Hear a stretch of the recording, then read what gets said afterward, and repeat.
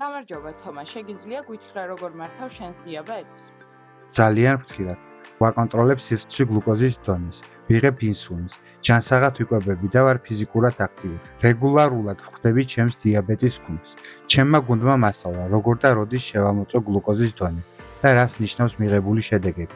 გლუკოზის განსასაზღვრად ვიყენებ გლუკომეტრს.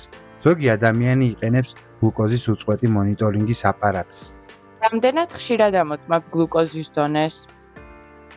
გლუკოზის დონეს დღეში რამდენჯერმე ვამოწმ. თუ მაღალი ან დაბალი მაჩვენებელი მაქვს, უნდა ვაცნობა უფროსებს. რას გვეტყვი ინსულინზე? ინსულინს დღეში რამდენჯერმე ვიკებ. ინსულინის ინjekციისთვის ზოგი შპრიცს ხმარობს, ზოგი კალმისტარს ან ინსულინის ტუმბს. ერთი კონკრეტული მეთოდი ყველასთვის არ არის შესაფერისი. მნიშვნელოვანია იცოდეთ, როგორ მიიღოთ ინსულინი, რამდენი, როდის ან სად შეინახოთ, როგორ გადავიტანოთ ერთი წერტილიდან მეორეს. ეს ყველაფერი ჩემმა დიაბეტის გუნდმა მასწავლა. ბევრი რამ არის დასამახსოვრებელი და შეიძლება რთულიც იყოს გასაგები, მაგრამ საბოლოოდ ეს ყოველდღიური რუტინის ნაწილი ხდება. ისევე როგორც ჯანსაღი კვები.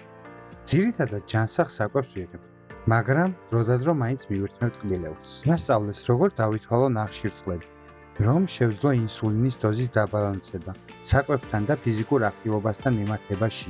ეს მეხმარება თავიდან ავიცილო გლუკოზის მაღალი ან დაბალი დონე.